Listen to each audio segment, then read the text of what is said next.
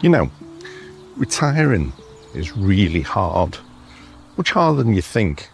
I'm talking about financing the first year of retirement. So what I'm going to do today, I'm going to run through my challenges, because I'm, how long? Getting on for 18 months now into retirement, and I'll walk you through the first year. But what I'm also going to do is look at the bank accounts of 3 other retirees, people who've recently retired within the 12 months. And you'll see, actually, it is pretty difficult. So if we start off in the months 1 to 3, and some particular difficulties a lot of people find there. It actually starts before the day you retire. It starts on the day that you hand your notice in. There's that, what I call the freedom tax. So there's this point where you think, that's it. There's 40 years behind me. I'm free. I better prepare.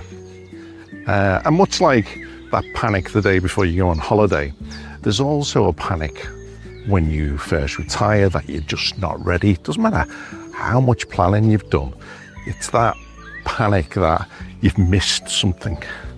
And for me, that meant running around and prepping for all the hobbies. I'd persuaded myself I needed to retire because I wanted to spend more time on my hobbies. And then I thought to myself, well, have I got everything I need to be able to make that happen? So I ran out and spent a lot of money before the day I actually retired.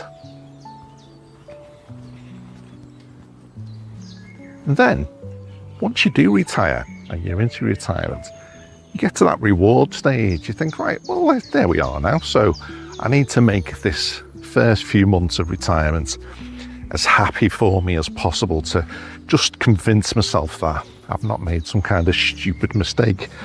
So that's the point you go out and you spend more than you would normally do, because you feel like you need to actually reward yourself for the achievement of reaching retirement. That can get expensive.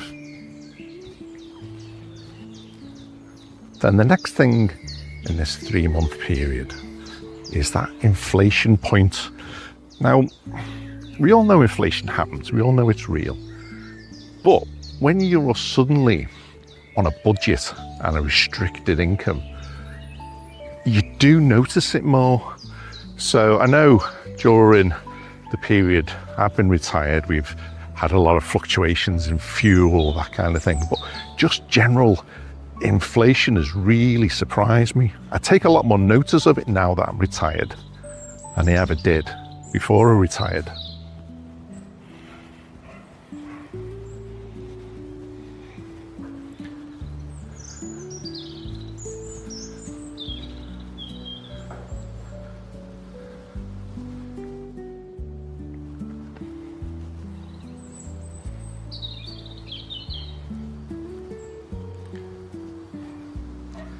So there's the first 3 months. They can be pretty tricky.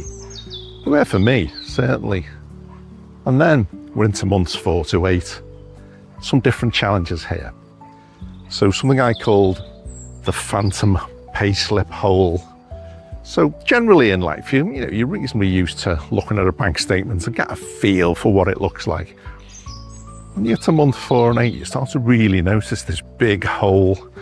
I used to get paid on the 24th of the month, and you kind of had this view of your income and expenditure and how it was going during the month. That payslip hole really stands out. All right, I've got some pensions coming in, but they're nothing like the amounts that used to come in when I was actually working and getting a payslip.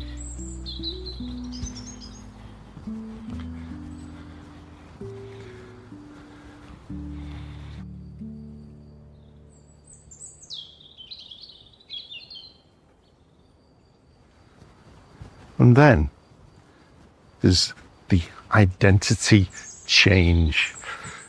So around that kind of 4 to 8 months, you start to really feel it.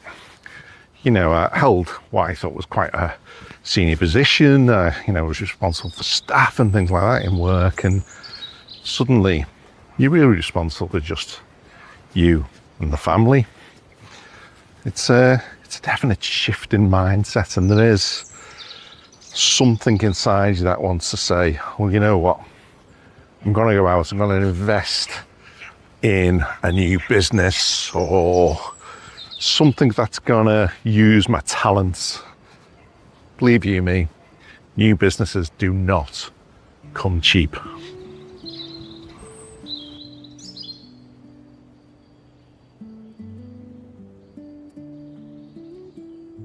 Now the next factor within that 4 to 8 month period is loss aversion. You start to see your balance in your accounts reducing, not increasing. Now this is a natural part of retirement. What we're meant to do is during our working lives, we build up a balance, and then when we retire, we start to spend the balance. That's harder than you think. It's not hard to spend it, it's easy to spend it. It's hard to look at the bank accounts and see them going into reverse from the way that they've always gone. And there is moments of panic when even though you've done the sums and you have added everything up appropriately, it still comes as a bit of a shock.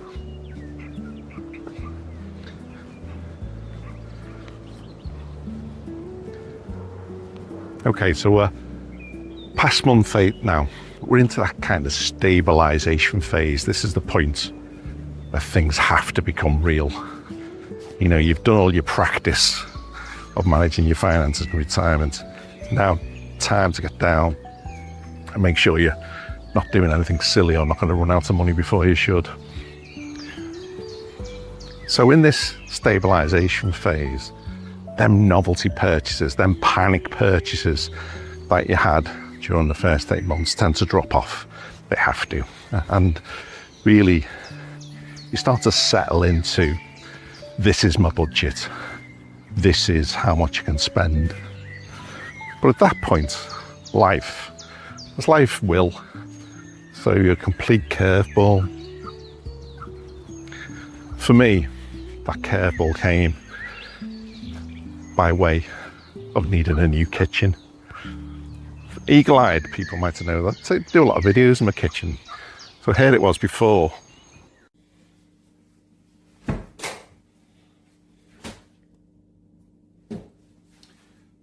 Ooh.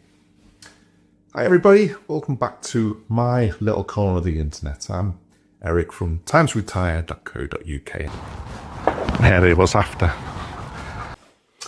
Okay, back in the tip. 3 things bother me so much about this IPO. 15, 20 grand later. We knew we'd need a new kitchen, but I don't know, seeing that large capital sum disappear from your longer term funds, it can be a bit panic inducing. And we did hesitate before we decided that we would actually go ahead and spend that cash. It wasn't as easy a decision as you might think. And now, that kitchen's in, shower's sprung a leak, and we've been told by the plumber, time for a new bathroom. Quotes coming in for that between 8 and 10,000. So again, we'll manage it, but it does change the whole picture, the whole budget sheet from when we actually did our initial planning.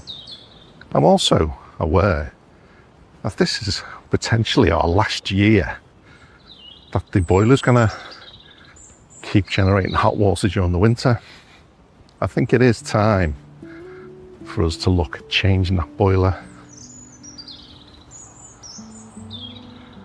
So that takes me to the end of my first 12 months of retirement. So what are the takeaways? Well, I think what's really important is that you consider on a monthly basis a minimum of 3 different accounts.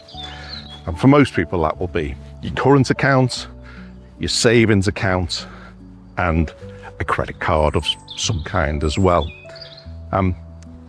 Rather than looking at a single account, you need to pull together a spreadsheet or a piece of paper which analyses all three of these accounts.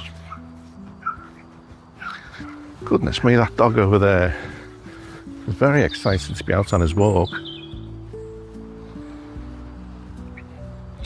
So when I'm going through these bank accounts with you shortly, you'll see that they've been organised as I requested into categories.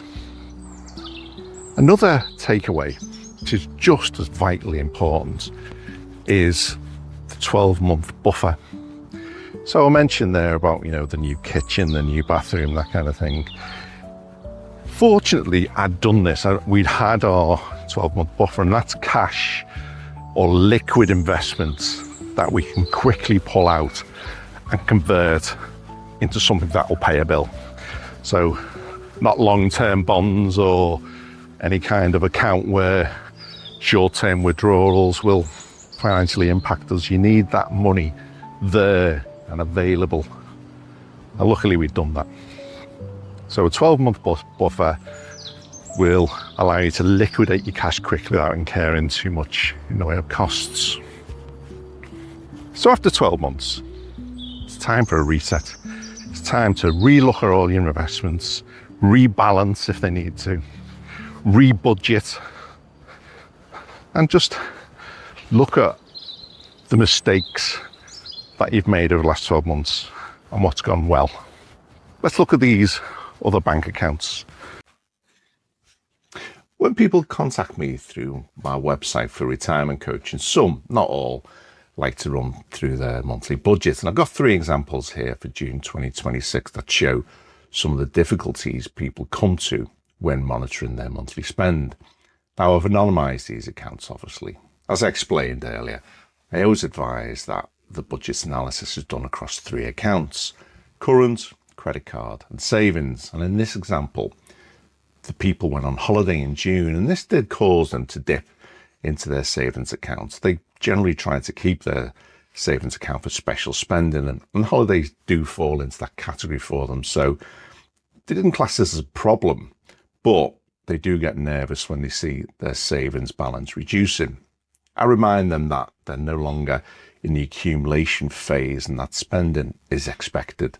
Now, the category column is also important, as you'll see in a later example, where we compare actual spend to budgeted spend. Do these costs look in line with the holiday month for you? Okay, on to the second example. And this is one close to my heart, as I'll be expecting to put a new bathroom in shortly. So my own budget sheet for September this year will be quite similar. Now, in the last example where the couple went on holiday, they transferred £500 into their current accounts as they knew they had an expensive month. Now, in this example, we see that the bathroom was paid directly from the savings account, whilst the tiles and fittings were bought on a credit card. The format of the sheet is the same, as I share spreadsheets out that can actually be configured. Now, on the final example, you'll notice an extra column here, and that's for the budget. This is probably the most important part of the tracking process, as it allows this couple to track not just by month, but by year, and how much under and over their budget they are. And this allows them to make adjustments to their budget going forward each year to make sure they stay on track and don't run out of money. Now, the budget is set at a category level, so you can see they have budgets for income, fixed costs, groceries, subscriptions, transport, hobbies, discretionary, and finally DIY. Now, other couples will set different budget categories, but this is what works for them. I hope there was something useful there for you. See you on the next one.